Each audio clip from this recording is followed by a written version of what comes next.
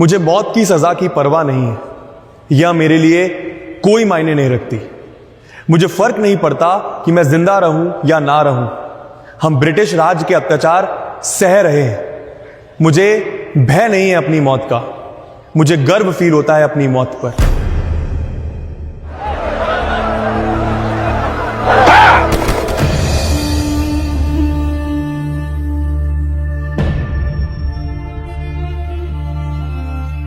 आज दोस्तों मैं जलियांवाला बाग आया हूं एक बहुत खूबसूरत दिन पर, लेकिन एक ऐसा दिन 13 अप्रैल 1919 का बैसाखी का त्योहार था।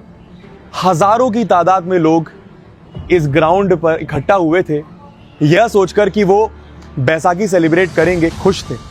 उनमें से काफी सारे लोग प्रोटेस्टर्स भी थे जो कि पीसफुल प्रोटेस्ट करने आए थे राउलेट एक्ट के खिलाफ। लेकिन उन्हें नहीं पता था, उन्हें अंदाजा भी नहीं था कि उनके साथ उस दिन क्या होने वाला है। आज मैं 13 अप्रैल 1919 की आपको सिर्फ कहानी नहीं सुनाने आया हूं, आज मैं इस कहानी को महसूस करने आया हूं और आपको महसूस करवाने आया हूं।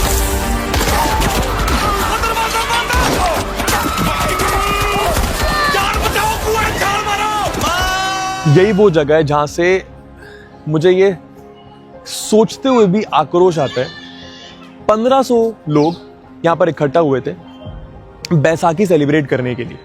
कुछ उनमें से कुछ पीसफुल प्रोटेस्टर्स भी थे जो राउलेट एक्ट के खिलाफ थोड़ा बहुत अपनी आवाज उठाना चाहते थे। उन्होंने सोचा भी नहीं था कि नेक्स्ट मोमेंट उनके साथ क्या होने वाला है। जनरल ओडायर ने एक अपॉर्चुनिटी देखी, उसने ये सोचा कि यहां से बाहर निकलने का कहीं से कहीं कोई रास्ता नहीं है।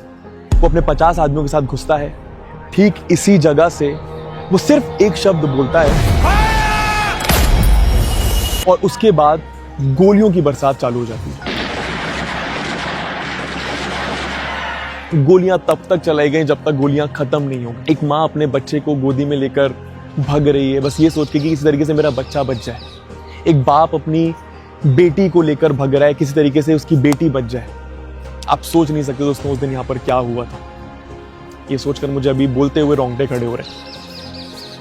इस लेवल का अत्याचार हम लोगों ने जलियांवाला बाग में महसूस करा था। मैं सबसे जो मुझे गुस्सा दिलाते ना वो ये बात है कि 2-3 साल के बच्चे, 5 साल के बच्चे, 10 साल के बच्चे उनका क्या बिगाड़ लेते। कसूर तो शायद किसी का नहीं था, पर उनका क्या कसूर था यार। वो अपने लिए तो कुछ सोच भी नहीं सकते थे। उनको तो किसी की गोद की जरूरत होती है भगने के लिए, चलने के लिए, इधर से उधर जाने के लिए। उनका क्या कसूर था, उनको तक नहीं छोड़ा। इस लेवल का अत्याचार हमारे लोगों ने सहा था जलियांवाला बाग में। सिर्फ जलियांवाला बाग में नहीं, ऐसे 10 चीजें हुई हैं ब्रिटिशर्स के रूल पर। जैसे कि मैंने आपको बताया कि चारों तरफ से कहीं जाने का कुछ रास्ता नहीं था। लोगों ने जैसी गोलियों की बरसात सुनी, देखी, पता नहीं वही लोग जानते वो लोग क्या फील कर रहे होंगे। मतलब उनके बीच में अफड़ा तफड़ी मच गई और जब उनको कुछ दिखाई नहीं दिया कि बाहर निकलने का कोई रास्ता नहीं है, तो उनके पास एक आखिरी चारा उन्हें दिखा कि जो दीवारें बनी हुई हैं उनको हम फांद कर किसी तरीके से उस साइड चले जाते हैं। और आप दीवारों पर देख पा रहे होंगे ये व्हाइट कलर से कुछ मार्क्स हैं। ये वो उन गोलियों के मार्क्स हैं जब लोग दीवार फांदने की कोशिश कर रहे थे तो जनरल ओडायर के जो आदमी थे वो यहां पर गोली चला रहे थे।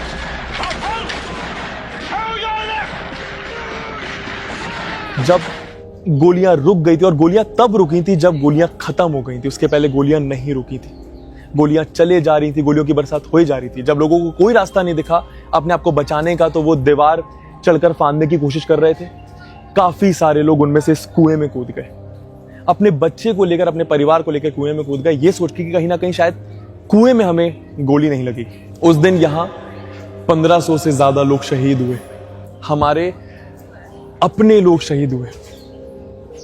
जिस जनरेशन ने गोली खाई उन्होंने कभी कुछ मांगा नहीं, बस दिया है, हमें दिया है एक आजाद भारत, हमारा भारत, जहां पर आज हम खुलकर सांस ले सकते हैं, जहां पर हम खुलकर घूम सकते हैं, जहां पर हम हमारे विचार खुलकर रख सकते हैं।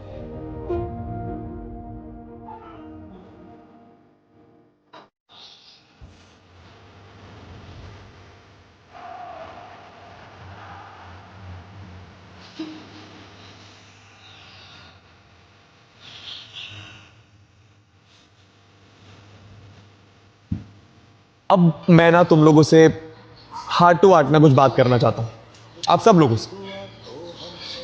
मैं पिछले 1 घंटे से यहां पर बैठा और मैं कॉन्स्टेंटली बस ये इमेजिन कर रहा हूं, अभी तो यहां पे बहुत सारी चीजें बन गई हैं, पर मैं कॉन्स्टेंटली बस ये इमेजिन कर रहा हूं कि उस जगह से जब वो गोलियां चलाई गई होंगी, नॉन स्टॉप गोलियां चलाई गई होंगी, यहां पर क्या हो रहा होगा, किस तरीके से वहां पर कुछ लोग कोशिश कर रहे होंगे अपनी जान बचाने के लिए, किस तरीके से वहां पर उस कुएं में लोग कूद रहे थे कि उनकी जान बच जाए, उनके बच्चों की जान बच जाए।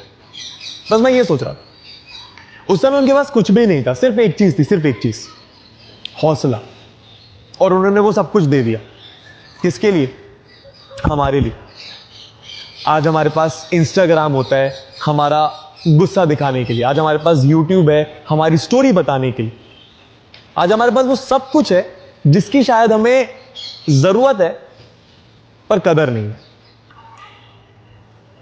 मैं ये फील कर पा रहा हूं कि इस मिट्टी पर ना आजादी जो शब्द था ना वो खून से लिखा गया था, हमारे अपने लोगों के खून से। हम हो सकता है किसी और कंट्री को अपना फ्रीडम लूज ना करें वापस, लेकिन खुद की केयरलेसनेस की वजह से हम वो फ्रीडम जरूर लूज कर देंगे।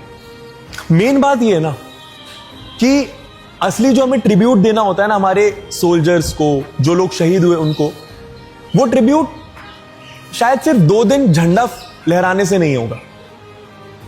वो ट्रिब्यूट, वो असली ट्रिब्यूट तो शायद तब होगा जब हम साल के जो बचे हुए 363 डेज होते हैं, उस दिन हम अपने लिए, अपने देश के लिए, अपने परिवार के लिए कुछ करें। हम लोग अपनी सारी जिंदगी बस यही सोच के निकाल देते हैं कि यार हम क्या कर सकते हैं, हम तो अभी बड़े ही नहीं हुए। मैं तुमसे बात कर रहा हूं, हम क्या कर सकते हैं, हम तो अभी बड़े ही नहीं हुए, बड़े हो जाएंगे फिर करेंगे। भगत सिंह ना 23 साल के थे, चंद्रशेखर आजाद 24 साल के थे, खुदीराम बोस 18 ईयर्स के थे। उन्होंने ये इंतजार नहीं करा कि बड़े हो जाऊंगा फिर कुछ करूंगा देश के लिए। तुम्हारा क्या एक्सक्यूज है फिर? तुम्हारे पास तो आज सब कुछ है जो तुम्हें चाहिए। तुम्हारे पास नॉलेज है, तुम 1 सेकंड में जो चाहो गूगल करके वो सीख सकते हो। तुम 1 सेकंड में अपनी कहानी, अपनी चीजें, अपनी बातें मिलियंस तक पहुंचा सकते हो। आज हमारे पास वो पावर है, वो चीजें हैं, वो रिसोर्सेस हैं जिनका सपना शायद हमारे फ्रीडम फाइटर्स ने देखा था। पर सवाल, बड़ा सवाल अब यह है कि हम सब इस फ्रीडम को वेस्ट क्यों कर रहे हैं? ये जो चीजें हमें मुफ्त में मिली हैं कहीं ना कहीं, इसको हम रैंडम स्क्रॉलिंग करने में क्यों वेस्ट कर रहे हैं? हम अपना समय उन चीजों में क्यों लगा रहे हैं जो शायद इंपॉर्टेंट नहीं है? आज ना मुझे एक प्रॉमिस करो। प्रॉमिस ये कि अगर तुम पढ़ाई कर रहे हो तो इस तरीके से पढ़ाई करो कि देश का भविष्य तुम पर डिपेंड करता है। अगर तुम काम कर रहे हो तो इस तरीके से काम करो कि जब तुम सक्सीड हो जाओगे ना अपने काम में, जब तुम्हें सक्सेस मिल जाएगी तो वो लोगों को इंस्पायर करेगी। बुरी चीजों के अगेंस्ट आवाज उठाओ, सही चीजों के साथ खड़े हो, वो इंसान बनने की कोशिश करो।